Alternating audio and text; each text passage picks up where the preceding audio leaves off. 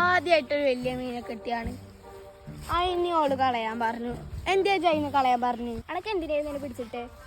നമുക്ക് അതിനെ പൊരിച്ച് തിന്നാലോ. എടി എടി ഒരു ഏട്ട മീൻ പിടിക്കുന്നതാ. ഏട്ട വല്ല മീനും കിട്ടിയോ? ഇത്രയും നേരായിട്ട് ഈ വലിയ കൊട്ടേറ്റ് വന്നിരുന്ന 1.25 മണിക്കൂറായി.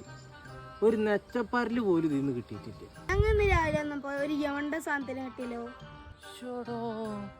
യമണ്ടൻ സാധനോ? എന്നിട്ട് നിങ്ങൾ എന്താ കാട്ടി?